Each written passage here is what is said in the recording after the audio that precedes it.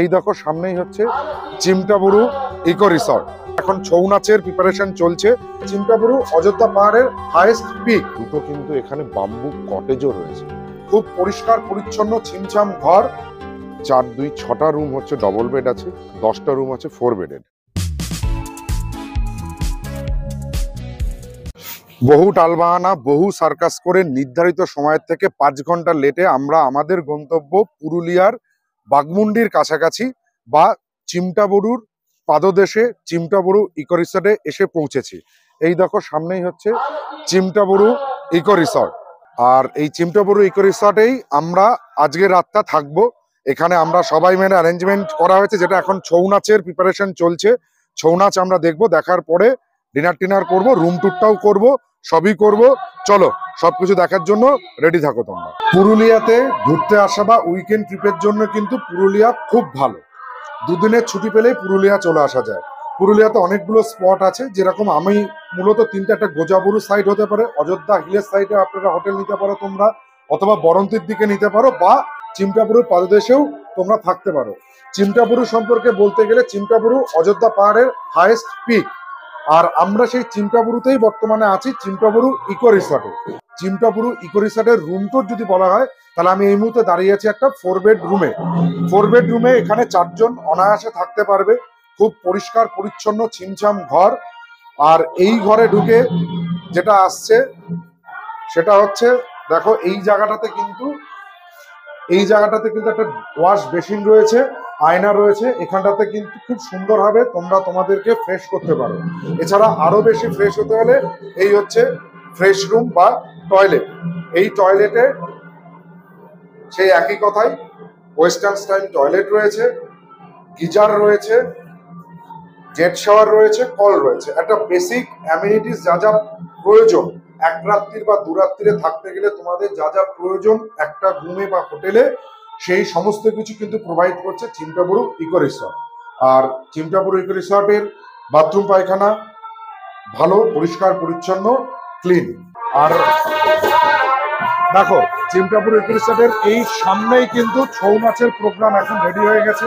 আমরা ছৌ নাচ দেখবো। খুব সুন্দর সাজানো, বাচ্চাদের খেলাধুলার জন্য এখানে দোলনা, শ্রীসাপার সমস্ত কিছু আছে। আমি দরজাটা বন্ধ করছি একটা কারণে, কারণ আওয়াজটা প্রচুর আসছে, নয়েজ চলে আসছে। আর এছাড়া এদের এখানে 4 বেডের ছাড়া ডবল বেডের রুমও আছে, আবার ব্যাম্বু কটেজও আছে। প্রত্যেক কটা রুমের কিন্তু ট্যারিফ বা রেন্ট আলাদা, সিজন ভিত্তিক। এগুলো 4 বেডের ক্ষেত্রে 1,500 থেকে 2,000 পর্যন্ত হয়। ডবল বেড রুমের ক্ষেত্রে এগুলো একটু বাড়ে। আর বাম্বু কটেজে কিন্তু প্রায় 2,500 পর্যন্ত চলে যায়। এগুলো ফুডিং লজিং মিলিয়ে বলছি, পার হেড হিসাব তোমাদেরকে দিলাম। আর আমাদের ডেসক্রিপশন বক্সে এর সমস্ত ডিটেলস দেয়া থাকবে, সেগুলো দেখবে। কন্ট্যাক্ট নাম্বার স্ক্রিনে চলে আসছে, সেটা দেখেও তোমরা ডিরেক্ট ফোন করে বুকিং করতে পারো। এই হচ্ছে চিমটাবুরু ইকো রিসর্টের রুম ট্যুর।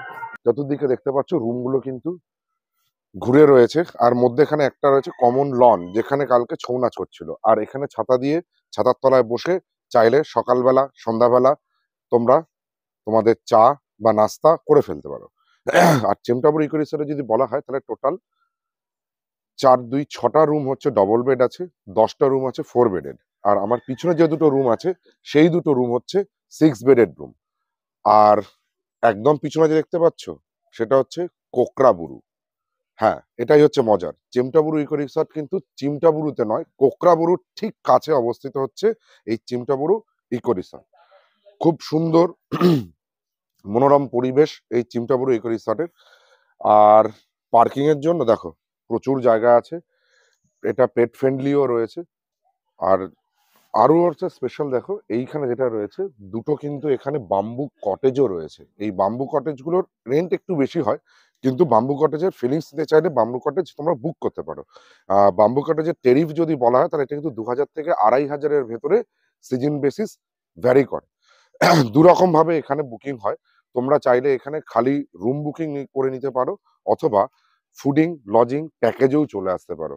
প্যাকেজ আসলে কালকে যেটা বলেছি, সিজন ওয়াইজ প্যাকেজটা কিন্তু 1,600 টাকা থেকে 2,000-এর ভেতরে ঘোরাফেরা করে। আর রুম যদি নিতে চাও, রুম নিতে চাইলে সিজন ওয়াইজ রুমগুলো ওই 1,500 থেকে 2,600 টাকার ভেতরেই ঘোরাফেরা করছে। চিমটাবুরু ইকো রিসর্টের এই মুহূর্তে যেখানটা আছে সেটা হচ্ছে কিন্তু ডাইনিং এরিয়া। এই জায়গাটা থেকে সার্ভ করা হয়। আর এখানে বেশ বড় সড়ো, খুব বড় নয় আবার খুব ছোটও নয়, মাঝারি সাইজের একটা ডাইনিং এরিয়াও রয়েছে। এখানে ডাইনিং এরিয়াতে সকালে ব্রেকফাস্ট থেকে শুরু করে ডিনার পর্যন্ত মানে এভরিথিং এভরি মেনু এখানেই সার্ভ করা হয় আর এখানে বসেই খাওয়া হয়। আর কি চাই? তাহলে বন্ধুরা, দুটো দিন হাতে যদি ছুটি পাও তোমরা বা কোনোভাবে উইকেন্ড ট্রিপের জন্য আসতে চাও পুরুলিয়াতে, তাহলে কিন্তু এই চিমটাবুরু ইকো রিসর্টে দুটো রাত্রির কাটিয়ে গেলে মন্দ হয় না। আর উপরই পাও না, ওই যে বললাম সামনে কোকড়াবুরু রয়েছে, আর এখান থেকে অযোধ্যা সাইট সিনও কাছে। আরও প্লাস পয়েন্ট হচ্ছে এখান থেকে বাঘমুন্ডি আরও কাছে। বাঘমুন্ডি, অযোধ্যা পাহাড়, কোকড়াবুরুর পাদদেশে চিমটাবুরু ইকো রিসর্ট তোমাদের জন্য ওয়েট করছে।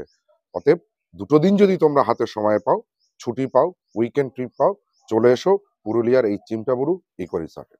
ভিডিওটি ভালো লাগলে লাইক করো, শেয়ার করো, আর আমাদের চ্যানেল ট্রাভেলার্স ডায়েরিকে সাবস্ক্রাইব করো। পাশে থাকা বেল আইকনটিকে প্রেস করো নোটিফিকেশন পাওয়ার জন্য।